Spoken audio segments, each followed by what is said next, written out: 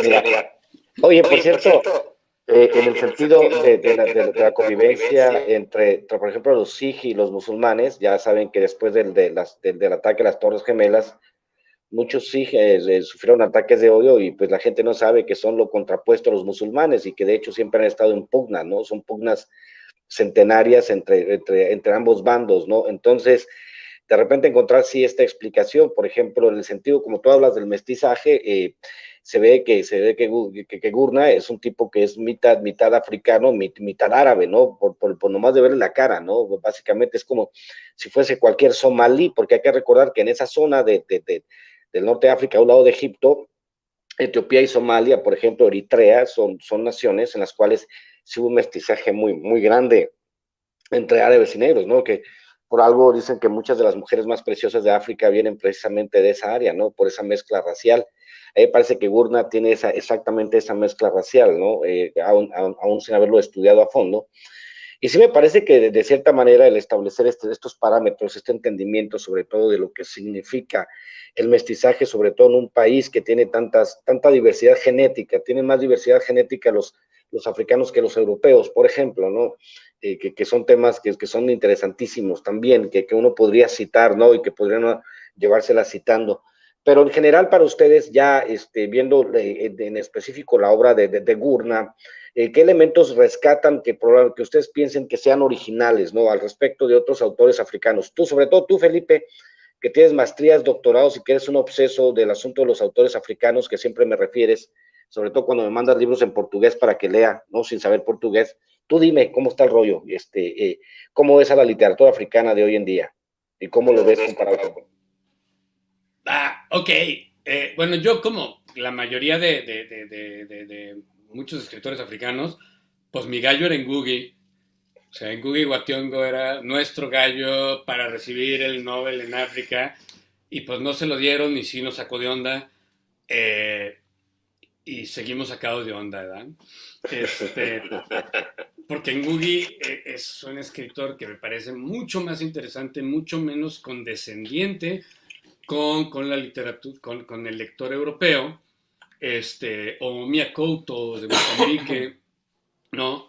Eh, pero bueno, como para explicar un poquito la concepción y la profundidad, ¿no? Del bueno de Gurna, hacía yo una comparación entre Roma, la película esta de Cuarón, y pues esta novela, ¿no? La de Deserción de Gurna, ¿no? Y, ok, imagínense que la película de Roma de Cuarón, que pues sí está muy bonita, ¿no? Está todo este rollo del abandono, el machismo, la sororidad, etcétera. Pero también escuchamos durante toda la película a la mamá del personaje y a la abuela del personaje refiriéndose a los personajes de la servidumbre con todos esos insultos raciales que ya sabemos que sí dicen. O sea, dicen, pinches y, ¿no? Por eso México no progresa, ta. Y pasa todo igual, ¿no? Todo igual en la película y la llevan al doctor, ¿no? Para que, a la hora del embarazo y tal, ¿no? Pero están todos los insultos raciales. Mejor aún, cuando sigue la película, resulta que una de las hermanas del personaje del niño se enamora de un mexicano de la UNAM que no tiene varo, pero sí tiene harta melanina. Y entonces la mamá y la abuela les da el patatús, ¿verdad? Porque pues cómo es posible. Y después el personaje, narrador, pues se va a estudiar a Estados Unidos y resulta que en Estados Unidos todo el mundo lo segrega porque pues he's a winner, right? O sea, es un wetback, es un mexicano como cualquier otro mexicano y por primera vez en su vida sufre de racismo. Y Pamela Inri se casa con alguna mormona, una calvinista o algo así, y entonces sí, a la abuelita, que era semicristera, le da el patatús peor aún, ¿no? Más o menos así sería como la comparación con la novela de Desertion o Deserción de Gurna, aunque con mayor complejidad incluso, ¿no? O sea, es decir, no es un autor simple. O es decir, si nos gustó Roma y nos pareció una novela, digo, una película compleja, que ay, qué padre, hablaba de esto y lo otro, Gurna va mucho más allá a la hora de cuestionar los tipos y los personajes. O sea, son personajes complejos, son personajes que tienen ambivalencias, son personajes que tienen un lado humano y que también son los hijos de la fregada, como la mayoría de los seres humanos, ¿no? Entonces sí va mostrando como las diferentes caras de, pues, de la problemática. Esto no obsta, como bien decía Rafa, que, que no deje de ser o que no siga siendo una literatura de una clase acomodada, ¿no? O sea, por más que Cuarón incluyera todo esto en la película de Roma, pues sería un absurdo decir, desde mi juicio, que Roma de Cuarón es una gran crítica a los efectos del priismo en México. Porque pues obviamente no, ¿no? O sea, los personajes de Roma, pues es gente favorecida por el PRI, tienen carreras universitarias, etcétera.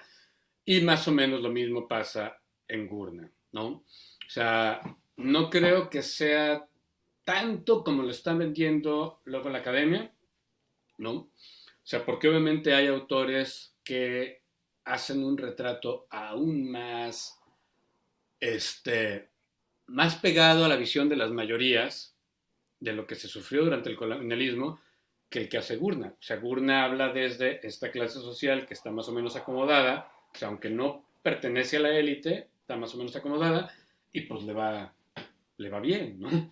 Y por eso mismo es que después logran exiliarse. Claro Claro está. está.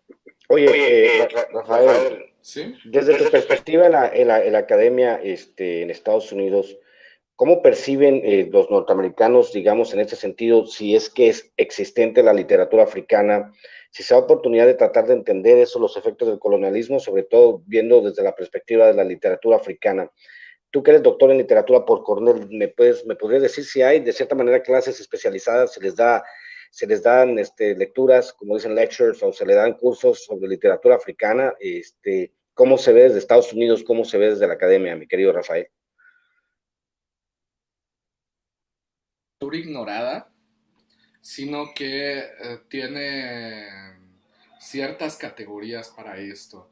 Eh, en general, la literatura africana suele pertenecer a dos tipos de departamentos, los de literatura comparada o los de estudios afroamericanos.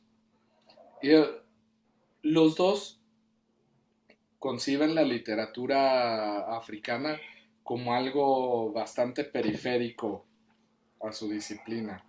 Desde el caso de los departamentos de estudios afroamericanos, están enfocados más en la literatura afroestadounidense.